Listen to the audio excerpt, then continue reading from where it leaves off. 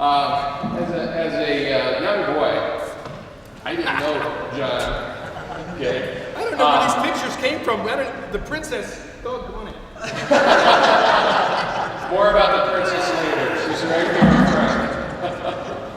But I didn't get a chance to know you as a young man. You were an East Coast guy, and I was a West Coast guy. DC, baby. DC, yeah. But I'm always amazed at how many people actually know him that live here back in the day. For instance, Paul McGraw is going to get a chance to tell some stories about their school days in a little bit here. Well, let me just click through some of these chat pictures. Just a little bit.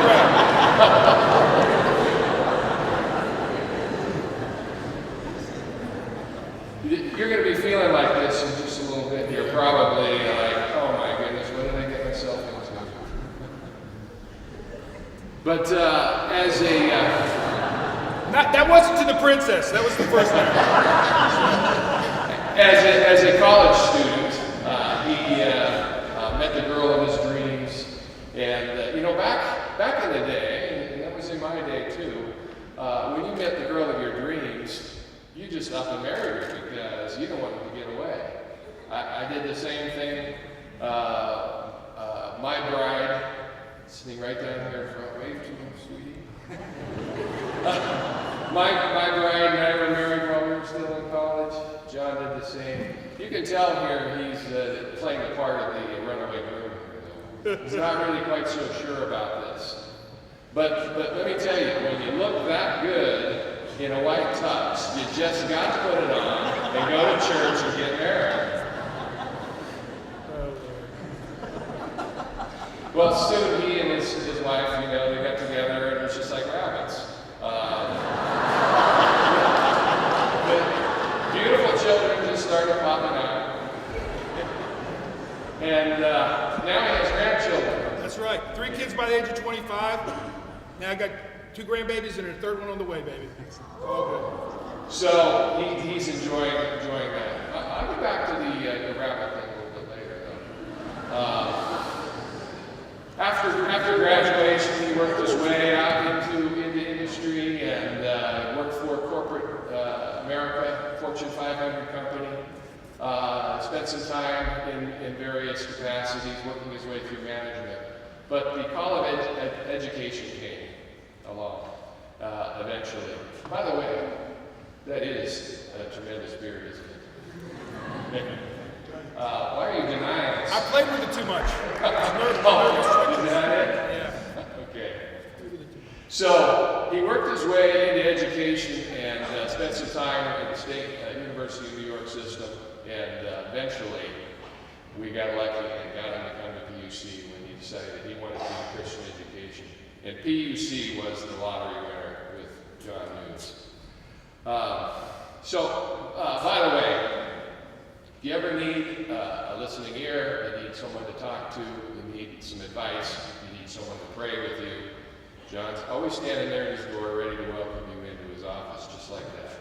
The only thing is, you might have to stand in line, because there's usually a line of students waiting to get in to talk to him. The only thing that John says he doesn't like about teaching is graduation day and saying goodbye to his friends. And it took me a long time to learn how to deal with that. I've been doing this for 25 years, and I still feel bad on graduation day when you guys, we make friends with you over the course of the 4 years that you're here, and it's kind of hard to say goodbye. He told me a story about his first graduation day here at PUC. He was so despondent after graduation. He drove down to Napa and was trying to get his mind off of this. And he drove through one of those restaurants, where you can get some food, and he got a bucket of veggie chicken. A veggie chicken? It was real chicken at the time. and with the idea he was just going to put himself out of his misery by eating himself to death. and he came to his senses at the last minute, just threw the whole thing away. Well, I ate 2 pieces, and then I gave the rest to Vivian Shadow. And then I became a vegetarian a month later. Well, not long after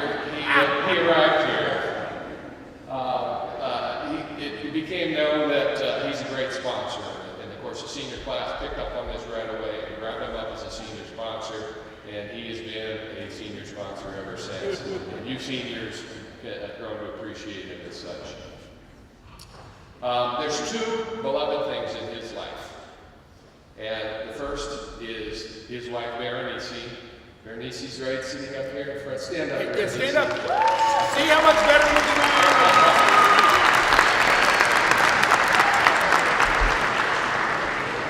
Berenice, known to John as Princess, okay, or sometimes he calls her B. Some of you all call her Mama Nunes, and you've gotten to know something special about Mama Nunes. She is a fantastic cook.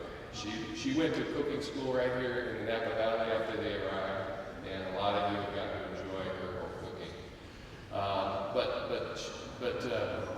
Princess is just the love of John's life. He adores this girl, and nothing more important to him than his princess. The other beloved thing in his life is his dogs, who he calls his babies, his greyhound, his baby girl. And John just adores these dogs. These dogs are so important to him. When we invited him to PUC, there was one condition. He said, "You've got to find me housing where we can house these dogs too, or forget about me coming." We're so glad we found housing for you. So, you can see he and the dogs have quite a special relationship. That's my Vivi. That's Vivi, and some of you know Vivi. Okay. But there's also something you can see maybe in these last three slides. He's kind of a sleepy, low energy kind of guy. So sometimes I'll have to go into his office before class and wake him up from a nap and get him off to class. All right, well, Josh and you got that. This guy is such high energizer. He is indeed the Energizer Bunny. Okay, and I've often thought of him as such. The Energizer, he just keeps going and going and going. And there's something I've suspected for a long time about you, John, that I haven't ever, talked to you about or asked you about or anything. But last week when you were back east there, when you were back there visiting with your kids and your grandkids, I knew you were gone for a few days, so I had a chance to do a little investigating. And forgive me, I snuck into your office, and I went through your things, and I was able to confirm what I suspected for a long time, okay? And bear with me for a minute, I've got to get what I found there in his office.